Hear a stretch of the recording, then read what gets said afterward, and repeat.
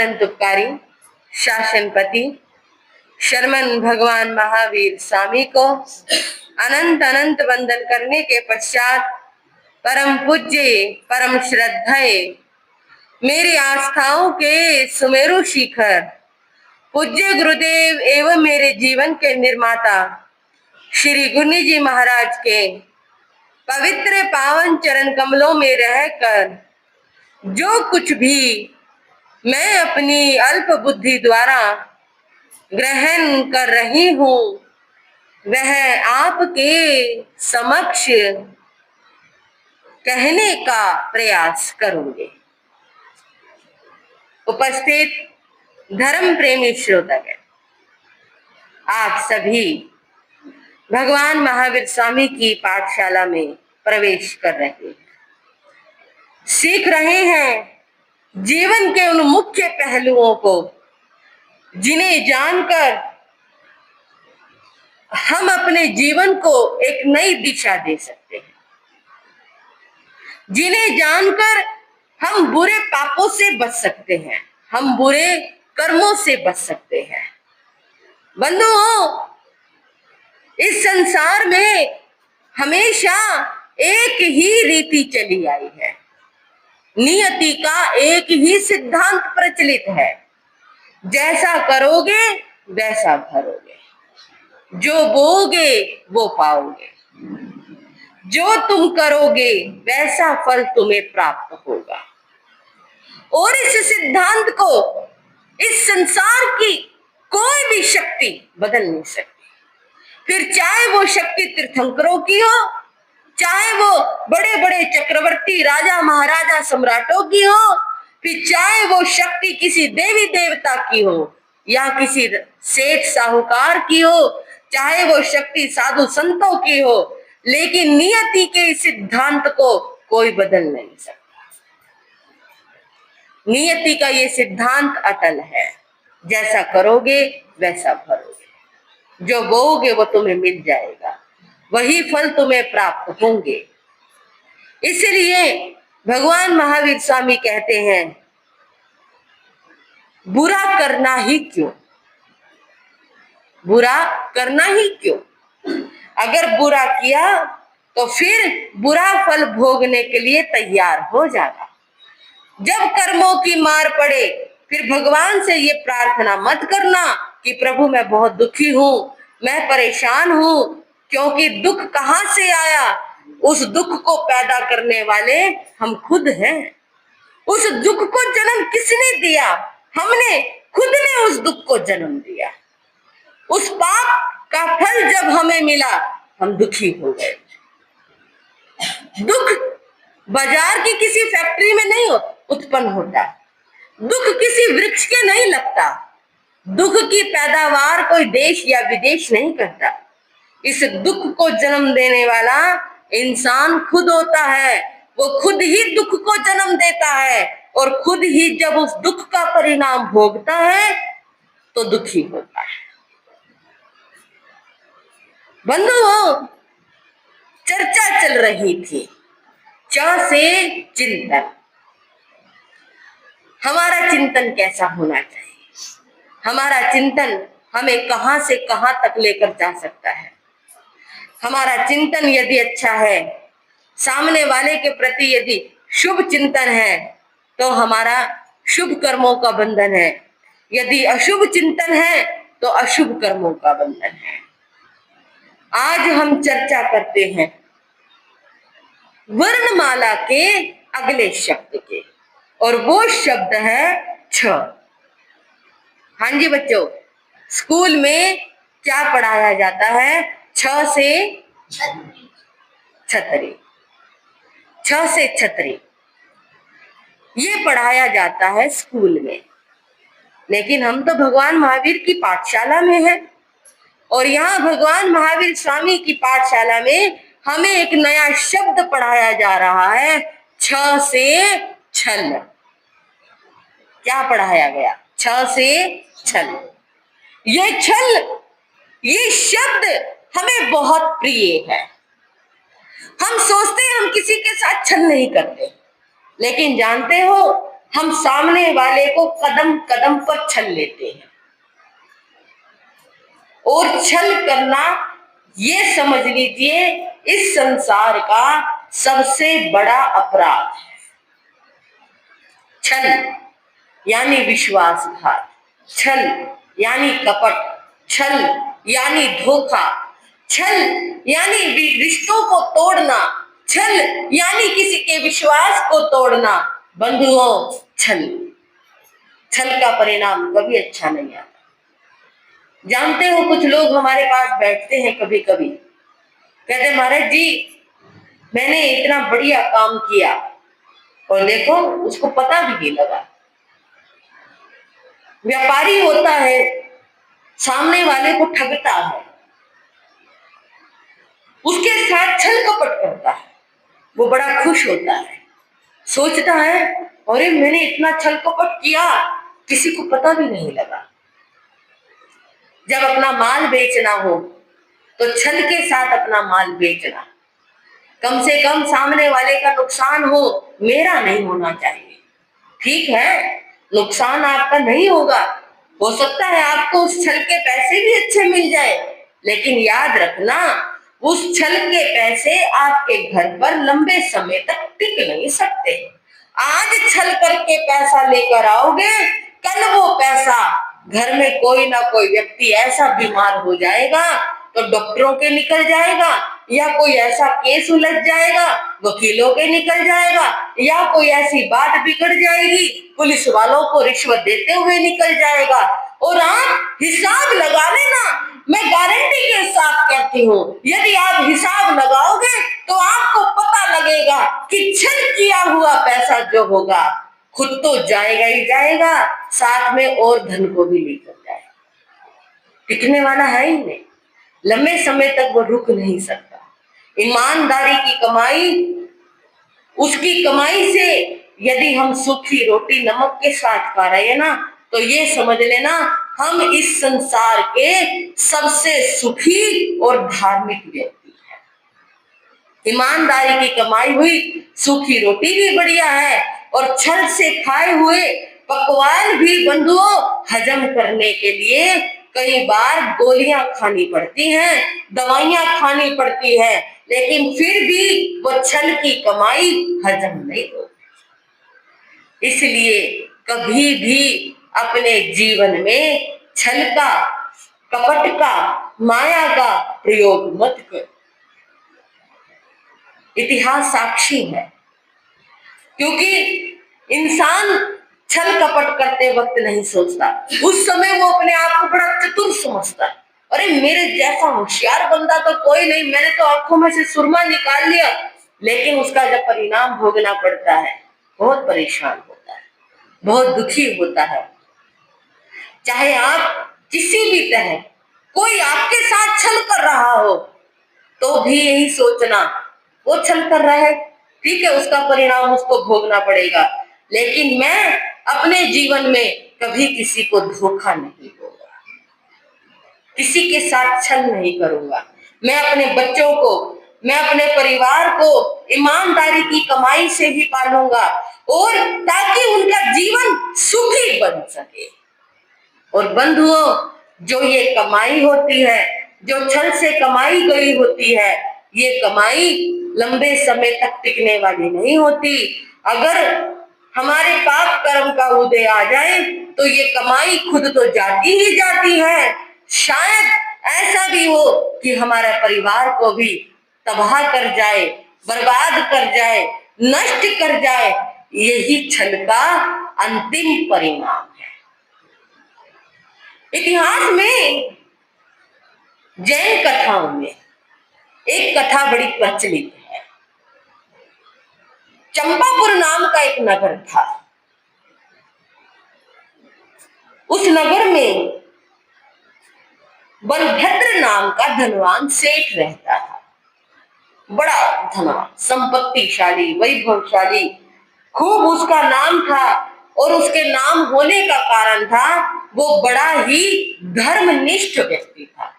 पैसा होना बड़ी बात नहीं, पैसे के साथ साथ धर्म होना बहुत बड़ी बात है। जिसके पास धर्म है उसका पैसा टिका हुआ है।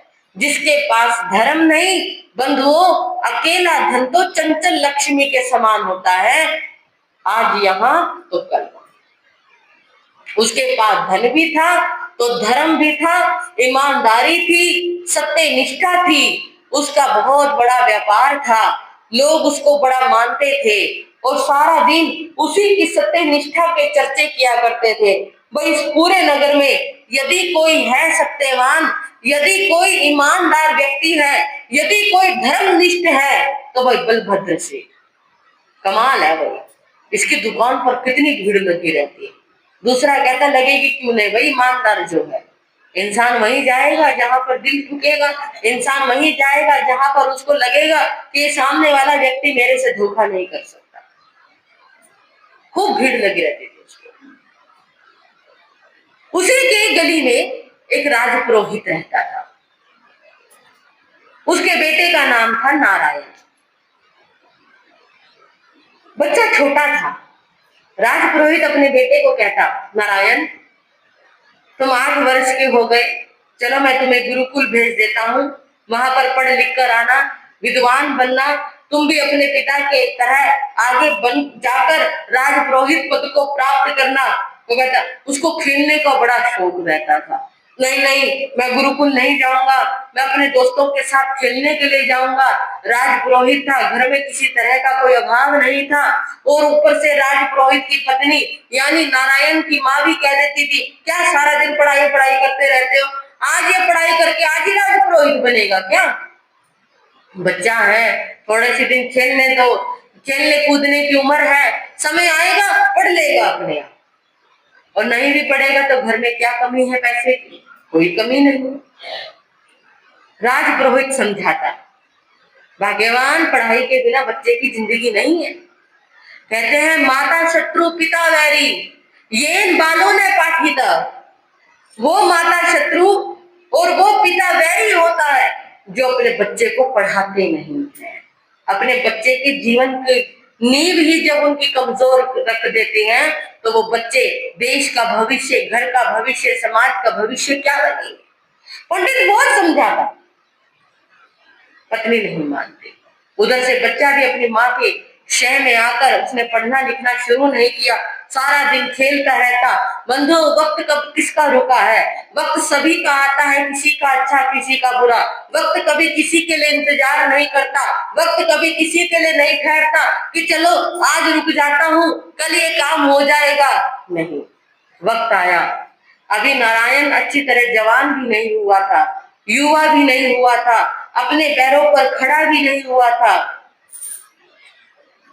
कि अचानक उसके माता पिता बहुत बीमार हो गए और दोनों ही भगवान को प्यारे हो गए, दोनों की मृत्यु हो जाती है। नारायण अकेला रह गया, अब रोने लगा, काश मैं पढ़ लेता तो मुझे मेरे पिता का राजपुरोहित पद मिल जाता, और अनपढ़ को तो राजपुरोहित पद भी नहीं मिलेगा। मुझे कुछ करना नहीं आता, ना व्यापार करना आता है, ना पढ़ना आता है, क्या होगा मेरी जिंदगी का। फिर उसे याद आता कि माता पिता अगर मुझे पढ़ा देते तो आज मेरी ये दशा ना होती। कभी कभी बैठकर अफसोस करता रहता है।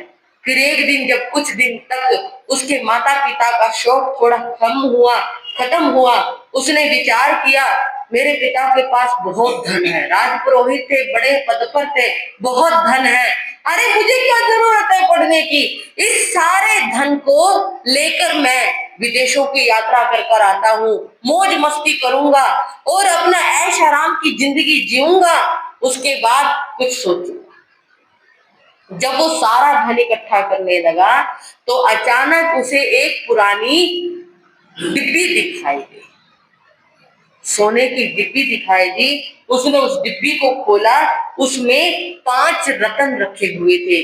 जब उसने उन 5 रत्नों को देखा उसकी तो आंखें फटी फटी। ये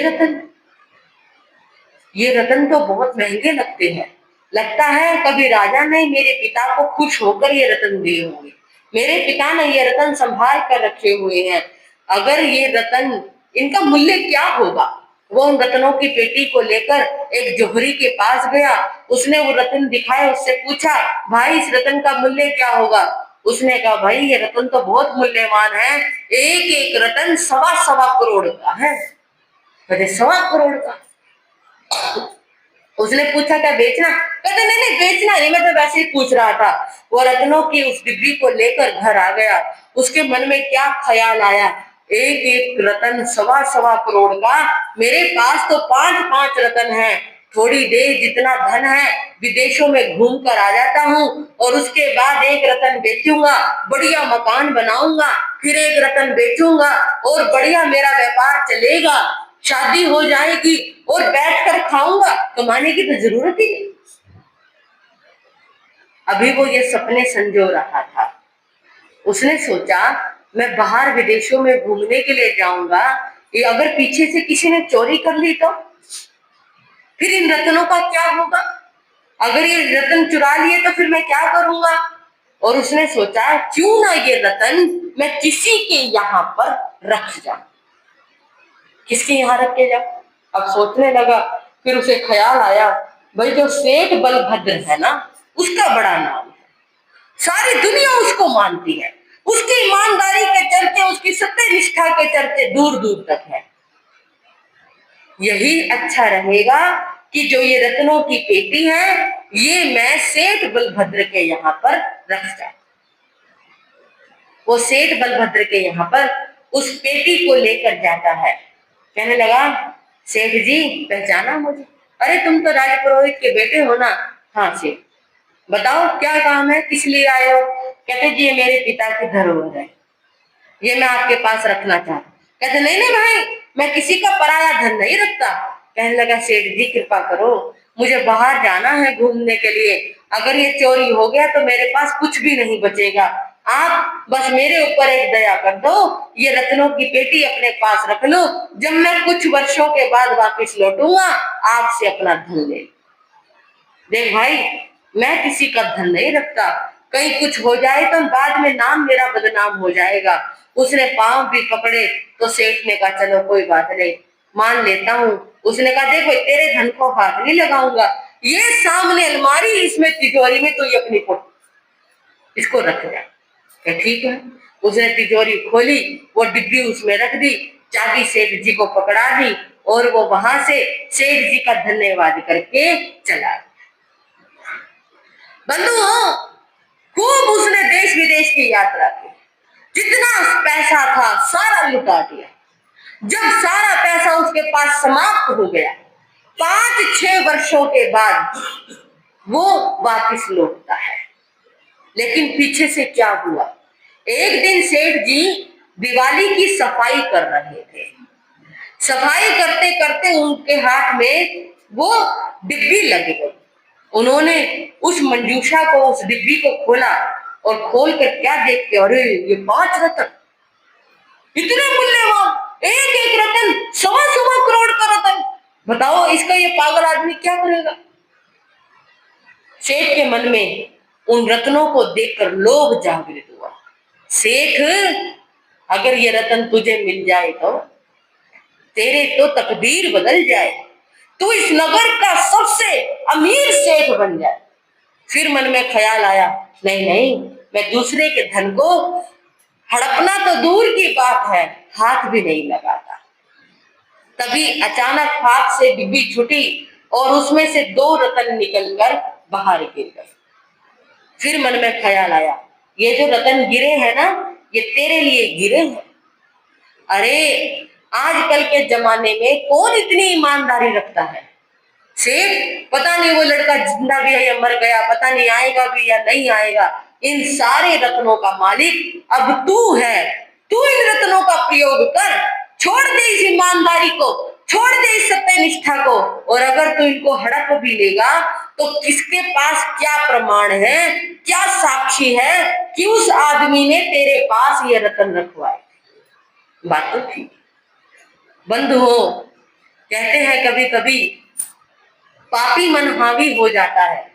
जब हम कोई गलत काम करते हैं, हमारा सही मन कहता है नहीं नहीं भाई, ये गलत काम है, ये करना नहीं है, इस गलत काम को करने के लिए भगवान ने मना किया है, लेकिन पापी मन कहता है कौन देख रहा है, कोई नहीं देख रहा, कर लो कोई बात नहीं, संसार में सब कुछ चलता है, हम ही ज्यादा सीधे होकर घूमते रहेगा, हम ही ज्यादा ईमानदारी का ढोल पीटते रहेगा, दुनिया है, दुनिया में सब कुछ चलता है। पापी मन हावी हो जाता है और इंसान पाप पर उतारू हो जाता है। ऐसा ही सेठ ने उन 2 रत्नों को निकाल लिया, 3 रत्नों को पेटी में बंद करके रख दिया, 2 रत्नों को बेचा तो 3 करोड़ का धन उसके पास आया। जब वो धन उसके पास आया, 3 करोड़ के लगभग उसने वो धन प्राप्त किया। उसने सबसे पहले 5 मंजिला हवेली बनाई, चांदी का रथ उसके हवेली के बाहर खड़ा हुआ था, क्या शाही उसकी सवारी निकलती थी, अपार वैभव का वो स्वामी हो गया। उसकी हवेली को देखकर लोग कहते भाई सेठ की ईमानदारी देखो, इसको कहां से कहां ले। ऐसे ही होता है ना भाई, हम कहते हैं जी वो बुरा करता है फिर भी अच्छा है, फिर भी वो धनवान हो रहा है, फिर भी वो पैसे वाला हो रहा है। बंधुओं, हम जो देखना चाहते हैं हमें सिर्फ वो दिखाई दे रहा है, लेकिन उसके पीछे का दृष्टिकोण हमें दिखाई नहीं देता। लोग अभी भी उसी की प्रशंसा कर रहे थे कि देखो इसकी ईमानदारी, इसकी सत्यनिष्ठा, इसकी धर्मनिष्ठा, इसके धर्म ने इसको कहां से कहां तक पहुंचा दिया। नगर का सेठ बन गया, खूब नाम हो गया, खूब व्यापार बड़ा हो गया। 5 वर्षों के बाद वो लड़का नारायण वापिस लौट कर आया। बाल बिखरे हुए थे, दाढ़ी बड़ी हुई थी। सेठ की दुकान पर पहुंचा, कहने लगा सेठ जी पहचाना मुझे? कहते भाई कौन? कहते जी मैं नारायण, आज मैं वापिस लौट आया हूँ, मेरी एक रत्नों की पेटी आपके पास थी, सेठ जी बड़ी दया होगी, वो पेटी वापिस दे दीजिए, मैं भी घर जाकर उसको बेचूं, कुछ ना कुछ व्यापार करूं, कुछ धंधा करूं और मैं भी अपने भविष्य को सफल और उज्जवल बना सकूं। सेठ जी ने जैसे ही सुना वो तो कांप से गए, कहने लगे भाई ये तो आ गया, लेकिन उन्होंने समझदारी से काम लिया, होशियारी से काम लिया। कहने लगा भाई कौन है तू? कहते जी मैं नारायण। कहते कौन नारायण? मैं नहीं जानता किसी नारायण को। कहते सेठ जी ऐसे मत करो, मैं आपके पास रत्नों की पेटी रखवा कर गया था। क्या रत्नों की पेटी? अरे तेरी शक्ल भी लगती है कि तेरे पास रत्नों की पेटी होगी। पता नहीं कहां से भिखारी भीख मंगे आ जाते हैं, क्या क्या बोलते रहते, बताओ रत्नों की पेटी, तेरी जेब में 2 रुपए नहीं खाने के लिए और तू रत्नों की पेटी की बात करता है, अरे चला जाए यहां से। वो पैरों में पड़ गया, गिड़गिड़ाने लगा। कहते जी मेरे पास उसके सिवा कुछ नहीं है, मेरी जिंदगी खत्म हो जाएगी, आप मुझे मेरे रतन लौटा दीजिए। लौटाओ तेरे रतन? कौन से रत्नों की बात करता है? कहते इस नगर का एक एक व्यक्ति जानता है कि सेठ बलभद्र कभी झूठ नहीं बोलता। कहते या तो तू यहाँ से चला जा, नहीं तो मैं तुझे बाहर निकलवा दूंगा। उसने नौकरों को बुलाया और उसे धक्के मारकर बाहर गली में फेंकवा। वो रोने लगा, चिल्लाने लगा, ये सेठ बेईमान है, इसने मेरी रत्नों की पेटी रख ली, ये सेठ बेईमान है, इसने मेरी रत्नों की पेटी रख ली। नगर वालों ने सुना, हाँ जी विश्वास होगा, जिस पर इतना नाम हो, जिसका इतना अच्छा काम हो और जिस पर लोग विश्वास करते हो और उधर से जो अमीर हो, धनवान हो, उसके बारे में भला कौन बोल सकता है? कहने लगा देखिए कैसे पागल आदमी है, अगर आरोप भी लगा रहा है तो किस पर लगा रहा है? सेठ बलभद्र पर लगा रहा है। अरे बलभद्र जैसा सेठ तो हमारे नगर में कोई है ही नहीं, इतना ईमानदार। लगता है पागल हो गया, लगता है बुद्धि सटिया गई इसकी माँ बाप के मरने के बाद। बंधुओं, वो नगर में घूमता रहा है और बार बार इस बात को कह रहा है, लेकिन कोई उसकी बात पर विश्वास नहीं करता। और आखिर में एक दिन उसको वो सदमा इतना ज्यादा लगा, बार बार वो यही कहता रहा, बलभद्र छोड़ूंगा नहीं तुझे, तुझे देखना एक दिन जो तूने मेरा धन दबाया है ना, वो नाग बनकर डस जाएगा तुझे। बार बार ये कहता रहता था। वो एक किसी की छत पर चढ़ा और छत से उसने छलांग लगा दी, खत्म।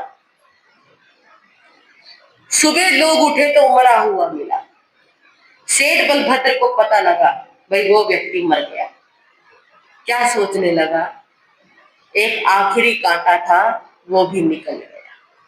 अब ये पांचों के पांचों रतन मेरे, दो मैंने इस्तेमाल कर लिए, 3 रतन बचे हैं, अब इस पर किसी का अधिकार नहीं रहा, ये मेरा है। महापुरुष कहते हैं बंधुओं, यदि आपके पास किसी का धन है, मान लो किसी ने आपको उधारी पर दिया है और उस बीच उसकी यदि मृत्यु हो जाए,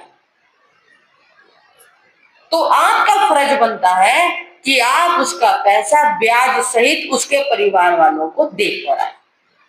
यदि उसके परिवार में कोई सदस्य नहीं जीवित बचा, नहीं है, कभी कभी कोई अकेला व्यक्ति होता है, यदि उसके परिवार में कोई सदस्य नहीं है, तो आप उसके नाम का वो पैसा किसी गौशाला में, किसी मंदिर में दान कर दे। उस पैसे को अपने घर में रखने का आपका कोई अधिकार नहीं। और इतना ही नहीं, हमने किसी से कोई वस्तु ली कि भाई चलो सब्जी ली, कपड़े लिए, किसी से भी लिए, भाई कोई बात नहीं, लिख ले, फिर दे देंगे, अभी पैसा नहीं है, फिर दे देंगे, महीने में दे देंगे, 2 महीने में तेरा हिसाब कर देंगे। करते करते कई हजार रुपए हो गए और आप तो यही सोचते रहे दे देंगे, कोई बात नहीं, कहाँ भागे जा रहे हैं। अरे तुम नहीं भागे जा रहे, समय का कोई पता चलता है। मान लो उस कपड़े वाले की, उस सब्जी वाले की, या कोई भी दुकानदार है, उसकी मृत्यु हो जाए, अब वो लिखा पढ़त तो उसके पास थी, घर वालों को पता नहीं किस्त लेना था, कितना लेना था, घर वाले जानते नहीं। घर वाले ये तो जानते हैं कि किस किस को माल बेचता था। घर वाले आपके पास आकर कहे कि भाई देखो हमारा ये व्यक्ति चला गया, हमें पैसों की जरूरत है, यदि आपके पास कोई भी उधारी रुकी हुई हो, कोई भी पैसा आपको देना हो, तो आप हमारा पैसा दे दो। ऐसे समय में इंसानियत कहती है, यदि कोई सही इंसान होगा तो वो उसका पूरा मोल भाव करेगा, हाँ भाई इतना पैसा देना था, लो आप इतना पैसा ले लो। और नहीं तो यदि इंसान में जरा सा भी छल कपट होगा, वो क्या सोचेगा, इनको क्या पता कितने हजार देने थे, अगर 20 देने थे तो चलो 10 दे देता हूँ, 10 देने थे तो चलो 2,000 दे देता हूँ। कह दूंगा भाई मेरे पास तो 2,000 रह रहे थे, भाई ज्यादा नहीं रुके हुए थे, 8,000 का गबन कर लेता हूँ, 50,000 का गबन कर लेता हूँ, इतने हजार मैं खा जाता हूँ। किसी का पैसा खाने से कोई अमीर नहीं बनता। अगर आपको कोई अमीर ऐसा नजर आता है तो आप उनके घर में जाकर देखो, उनकी दशा को सुनो, एक बार उनके विचारों को सुनकर देखो, वो सुखी नहीं है बंधु अपनी जिंदगी में, वो बहुत दुखी है। किसी को किसी प्रकार का दुख है, किसी को किसी प्रकार का दुख है, अंदर इतना है, उन्हें कोई सद्बुद्धि देने वाला नहीं है कि जो तूने ये पाप का पैसा कमाया है ना, ये तुझे दुखी कर रहा है। कहते हैं अगर एक दिन शादी ब्याह में जाओ, कहीं मेले में जाओ, कहीं जाओ और पूरी खा लो, ज्यादा तला तला भोजन खा लो, ज्यादा घी का भोजन खा लो, तेल का भोजन खा लो, तो बहनों क्या हो जाता है? हाँ जी बताओ। पेट खराब हो जाएगा, दर्द हो जाएगा, उल्टियां लग जाएंगी, कोई और तकलीफ हो जाएगी। ये कहेंगे या तो वो भोजन जब तक निकल नहीं लेगा, या फिर जब तक हम कोई बढ़िया इलाज नहीं कर लेंगे, दवाई नहीं ले लेंगे, तो वो खाना हजम नहीं होता। कितना मुश्किल होता है उस खाने को पचाना, कितने दुखी हो जाते हैं एक दिन में हम, कितने परेशान हो जाते हैं, कई दिनों तक खाने की इच्छा खत्म हो जाती है। तो सोचो जब किसी के यहाँ फ्री का खाया हुआ भोजन हजम करना मुश्किल हो जाता है, तो किसी की कमाई का पैसा हजम करना कितना मुश्किल होगा। आप इसी बात से अंदाजा लगा सकते हैं। और कई तो इंसान इतने छली और इतने कपटी होते हैं, सामने वाला मजबूरी में पैसा मांगने आया है, बनते तो बहुत 1,000 रुपए थे, कह दिया मेरे पास कौन सी उधारी है उसकी, मेरे पास नहीं, मैं उसकी पंजीगी, मैं तो साथ के साथ मोल भाव कर दिया करती थी। बंधुओं ऐसा सोचकर कि मर गया, अब वो सारा पैसा मेरा है, मैं क्यों दूं, रख लो, कितने दिन रख लोगे। याद रखना, पाप की कमाई का 1 रुपया भी 10 लाख देकर चुकाना पड़ता है। पाप की कमाई हजम करना आसान नहीं होता। जैसे किसी के यहाँ पर प्रीति भोज में खाया हुआ खाना हजम करना मुश्किल होता है, उसी प्रकार बंधुओं पाप की कमाई का खाया हुआ पैसा तो अनंत गुना हजम करना मुश्किल होता है। वो सेठ बहुत खुश था, घर में अपार समृद्धि थी, खूब यश था, मान था, प्रतिष्ठा थी, इज्जत थी, सब कुछ था उसके पास। उसको किसी तरह की कोई चिंता नहीं थी। इतना बड़ा उसने पाप किया, किसी को पता नहीं लगा। इसको इस बात की भी खुशी थी, देखो मैंने छल भी किया और किसी को पता भी नहीं लगा। दिन दुगनी रात चौगनी वो सेठ उन्नति कर रहा था। वक्त आया, बड़े बेटे का रिश्ता आ गया, शादी हो गई, खूब धूमधाम से पूरा नगर बुलाया शादी में। इतना बड़ा सेठ था, खूब धूमधाम से शादी। जब वो बहू को विदा कर अपने घर में लेकर आने लगा, घर की सीढ़ियां बहू और बेटा चढ़ने लगे। मंगल प्रवेश हो रहा था घर में। जैसे ही बहू और बेटे ने 7वीं सीढ़ी पर पैर रखा, 7वीं सीढ़ी पर पैर रखते ही कहीं से छुपा हुआ एक काला नाग निकल कर आया, पैर में डंक मारा और तो बस वो तो कहीं छुप गया। कहां से आया था ये भी पता नहीं लगा और बेटा धड़ाम से नीचे गिरा। अरे अरे देखो भाई, लड़के को सांप ने काट लिया, अरे देखो कोई इसका जहर निकालो। जहर निकाला गया, गारुड़ी बुलाए, मंत्रवादी बुलाए, वैद्य बुलाए, हकीम बुलाए, क्या कमी थी उसके पास पैसों की, सारे उपचार कराए बंधुओं, लेकिन वो बच्चा नहीं बचा। शादी से पहले ही वो बच्चा खत्म हो गया। वो लड़की ये सुनते ही बेहोश हो गई। अरे ये क्या हुआ, शादी अभी हुई नहीं, शादी होकर बस घर में प्रवेश ही किया, अभी कोई रस्म भी नहीं हुई थी, उससे पहले वो विधवा हो गई। उधर माँ बेहोश हो गई, सेठ भी खड़े खड़े एकदम से सदमे में चला गया। ये क्या, सारे लोग बात करने लगे, भाई पता नहीं भाई क्या बात हो गई, इतना धर्मनिष्ठ, इतना अच्छा ये सेठ, देखो बेचारे के साथ भगवान ने कितना बुरा। किसने बुरा किया भाई, किसने बुरा किया? हम कहते हैं भाई बेचारे के साथ भगवान ने बहुत बुरा किया। भगवान कौन होता है किसी का बुरा करने वाला?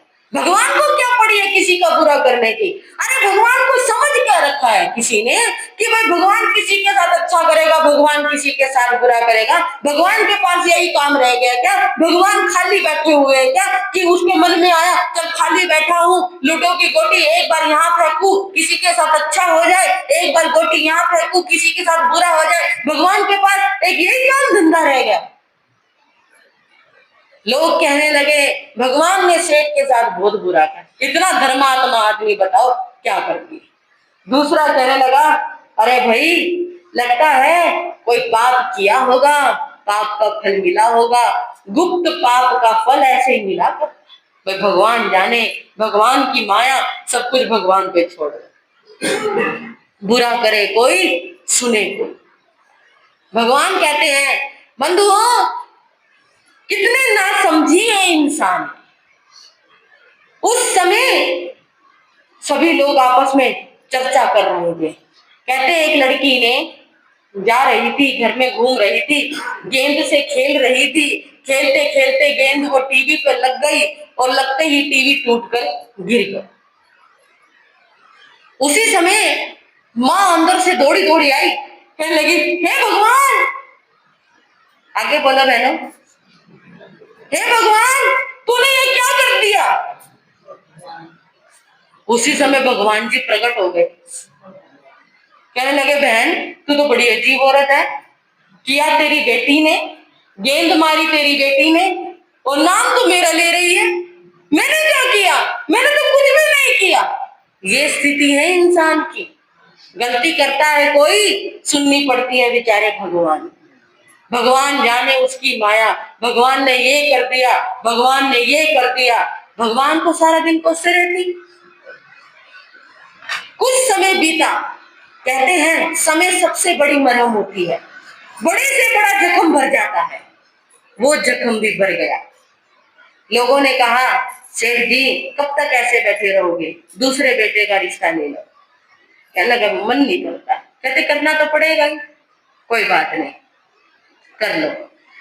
1 साल बीता, दूसरे बेटे का रिश्ता ले लिया, दूसरे बेटे का विवाह हो गया, खूब धूमधाम से दूसरे बेटे की शादी हुई। जब सेठ जी वधू को लेकर अपने घर में प्रवेश कराने के लिए अपने बेटे और बहू के साथ घर में प्रवेश करने लगे, लोगों की भीड़ जुड़ी हुई थी ये देखने के लिए आज क्या होगा। देख देख अब देखते हैं क्या होगा, ये बेटा बचेगा या इसका भी वही हाल होगा। वो चढ़ता रहा चढ़ता रहा, जैसी उसने 7वीं सीढ़ी पर पैर रखा, बंधुओं एक काला नाग आया, बेटे के पांव में डंक मारा और नाग तो डंक मार कर चला गया। बेटा चिल्लाने लगा, हाय काट लिया, हाय नाग ने काट लिया, हाय नाग ने काट लिया। लोग दौड़े, सेठ दौड़ा, घर वाले दौड़े और वो लड़का धड़ाम से जमीन पर गिरा, मुंह से झाग निकले। जब तक मंत्रवादी उपचार करते, जब तक गारुड़ी आता, उससे पहले ही उस लड़के के प्राण पंखेरु उड़ गए। घर में हाहाकार मच गया, पूरे शहर में शोर मच गया। अरे देखो भाई ये क्या हो गया, सेठ के पता नहीं भाई कौन से कर्म उदय में आए जो ऐसा हो गया। बताओ, अच्छे लोगों को भी भगवान नहीं छोड़ता। फिर यहाँ पर बात क्या, इतने अच्छे लोगों को भी भगवान नहीं छोड़ता तो बुरे लोगों को क्या छोड़ेगा। इतना अच्छा सेठ, बताओ धर्मात्मा आदमी, भगवान इसके साथ भी पता नहीं देखो क्या क्या कर रहा। ठीक है, पूरा घर शोक से भर गया। सेठ खुद हैरान था, ये मेरे साथ क्या हो रहा है। घर में वो अपनी घर में विधवा बहुओं को देखता, उसे बड़ा दुख होता था। कुछ समय बीता, शौक ये भी खत्म हो गया और बंधुओं फिर मित्र प्यारे इकट्ठे हुए। कहने लगा सेठ जी अब तो बहुत दिन हो गए, तीसरे बेटे का रिश्ता कर लो। कहने लगा नहीं नहीं भाई, ऐसे कैसे रिश्ता कर लूं, मेरे घर में पहले दो बहुएं बैठी हुई है और मैं अब तीसरे बेटे को खोना नहीं चाहता। कहते सेठ जी हर बार एक जैसा थोड़ी होता है, हर समय एक जैसा नहीं होता। और आप क्या सोचते हो कि जो 2 बेटों के साथ हुआ वो तीसरे के साथ भी होगा? ऐसा नहीं हुआ। 1-2 साल बीते, तीसरे बेटे का भी रिश्ता हो गया, शादी हो गई। शादी हुई, जैसे वो घर में प्रवेश करने लगा, 7वीं सीढ़ी पर कदम रखा, नाग आया, डंक मारा, चला। तीसरा बेटा भी खत्म हो गया। चौथे बेटे का रिश्ता आया, चौथे बेटे का भी रिश्ता सेठ ने नाना नाना नाना करके ले लिया। और बंधुओं जो हाल तीसरे बेटे का हुआ वही चौथे बेटे का हुआ। चौथा बेटा भी 7वीं सीढ़ी पर सर्प के डंक से मारा गया। अब पूरे नगर में एक ही चर्चा हो रही, तो पता नहीं इनके घर में किसी ने क्या करवा रखा। सेठ भी उदास था, घर में 4-4 जवान बहुओं को विधवा देखता, उसे बड़ा रोना आता था। पता नहीं क्या हो गया, पता नहीं मेरे साथ ये क्या हो रहा है। बंधुओं 2-3 साल बीत गए। एक सेठ आया उसके पास के नगर का था। उसने कहा सेठ जी आपके 5वें बेटे के लिए रिश्ता लेकर आया। कहते मुझे कोई शादी नहीं करनी अपने बेटे की। कहते कमाल हो गया, शादी नहीं करोगे तो वंश आगे कैसे बढ़ेगा। कहते कमाल है, आप जानते हो ना मेरे 4 बेटों के साथ क्या हाल हुआ है और मैं अपने 5वें बेटे को मारना नहीं चाहता, मैं उसे जीवित रखना चाहता। कहते जी अब मैं गारंटी देता हूं कि आपका 5वां बेटा नहीं मरेगा। कहते अरे आप कैसे आदमी हो कि आप अपनी लड़की को विधवा के रूप में देखना चाहते हो? आपको ऐसा क्या शौक चढ़ा हुआ है जो आप अपनी लड़की को विधवा बनाना चाहते हो? भाई मैं अपने लड़के को मारना नहीं चाहता। कहने लगे सेठ जी आपका बेटा नहीं मरेगा, ये मैं आपको लिख कर देता हूं। कहते क्यों, किसी ज्ञानी से पूछ कर आए हो क्या? कहते बस ऐसे समझ लो, मेरी बेटी ने प्रतिज्ञा की है विवाह करूंगी तो उसी सेठ के लड़के से कर। कहते ठीक है भाई, जब वो विधवा होना चाहती है, जो नियति को मंजूर होगा हो जाएगा। उसने रिश्ता कर लिया, शादी हो गई। बंधुओं पूरा नगर इकट्ठा हुआ, जुड़ गया देखने के लिए क्या होगा क्या होगा क्या होगा। और उधर जब वो सीढ़ियों पर चढ़ने का टाइम आया, वो बहू दौड़ी दौड़ी अपनी माँ के पास आई, कहने लगी माँ जी ससुर साहब को, पिताजी को बुलाया गया। पिताजी दौड़े दौड़े आए, कहने लगे हाँ बेटा क्या बात है? कहने लगे पिताजी आपके पास एक डिब्बी है जिसमें 5 रतन हैं, जाओ जल्दी सी वो डिब्बी लेकर आओ। सेठ तो हैरान रह गया, उसकी तो एकदम पांव के नीचे की जमीन खिसक गई। कहने लगे बहू कौन सी डिब्बी? मेरे पास कोई डिब्बी नहीं है। कह रहे पिताजी बात करने का समय नहीं है, झूठ मत बोलो, आपके पास एक ब्राह्मण की रखी हुई डिब्बी है, आप वो मुझे लाकर दे दो यदि अपने बेटे को जिंदा चाहते हो, और एक लोटे में दूध लेकर आना गाय का, उसमें मिश्री मिलाकर लेकर। सेठ जी गए दौड़े दौड़े, डिब्बी निकाल कर लेकर आए, साथ में मिश्री मिला दूध लेकर आए, बहू को दिया। बहू ने उन दोनों चीजों को लिया, सीढ़ियां चढ़ गई। लोग कहने लगे रोज तो बेटा मरता था, आज बहू मरी, बताओ कैसी अकेली जा रही है, इसको डर नहीं लगता। 7वीं सीढ़ी पर पहुंची और उसने उस दूध को और उस डिब्बी को खोलकर वहीं पर रख दिया। उस डिब्बी में 3 रतन थे। हाथ जोड़कर प्रार्थना करने लगी, हे नागदेव, मैं अपने शील की रक्षा चाहती हूँ, आप मेरे पति की रक्षा करो, आप मेरे पति को जीवन दान दो, और ये रहे आपके रतन, आप अपने रतन रख लो, दूध पियो, मेरे पति को जीवन दान दो। नाग आया निकल, और उसने पहले दूध पिया और उसमें से एक रतन उठाया और चला गया। अब उसने अपने पति के साथ गृह प्रवेश किया, कोई डर नहीं। उन दोनों ने घर में प्रवेश किया, मंगल गीत गाए जाने लगे, शहनाइयां बज उठी, भाई संकट टल गया, संकट टल गया, संकट टल गया। सेठ जी बहू के पास आए, कहने लगे बहू ये तुमने कैसे किया? कहते पिताजी पाप का परिणाम कभी अच्छा नहीं होता, पाप का परिणाम हमेशा पाप रूप होता है, पाप का परिणाम हमेशा दुख रूप होता है। कहने लगे बहू ये कहानी क्या थी? कहते ये कहानी मैं सभी लोगों के सामने बताऊं। सभी जानना चाहते थे भाई ये क्या हुआ। बहू खड़ी हो जाती है, सभी को बताती है, मेरे पिताजी ने कुछ समय पहले एक राजपुरोहित के बेटे नारायण से एक पोटली ली थी और उस पोटली में 5 रतन थे। जब नारायण 5 वर्षों के बाद अपनी डिब्बी वापस लेने के लिए आया तो मेरे पिताजी ने उसको पागल करार देकर घर से निकाल दिया, उसकी डिब्बी हड़प ली, उसके वो 5 रतन हड़प लिए और वो पागलों की तरह घूमने लगा। उससे वो सदमा बर्दाश्त नहीं हुआ और उसने अपने प्राण त्याग दिए। लोग हैरान हो गए, कहने लगे इसका मतलब क्या वो सच कहता था? आज उनको पता लगा रे वो लड़का सच कहता था। कहने लगे फिर उसके बाद क्या हुआ? कहते वो लड़का मरकर नाग बना। नाग बनकर जब उसको ये बात याद आई उसकी मेरे को इस सेठ से बदला लेना है, और इस तरह उसने सेठ जी के एक बेटे को मारना शुरू कर दिया। और जब मैंने उसके रतन उसको वापस कर दिए तो वो रतन लेकर चला गया और मेरे पति को उसने जीवन दान दे दिया। सेठ जी कहने लगे बहू उसने एक ही रतन लिया, 3 रतन क्यों नहीं लिए?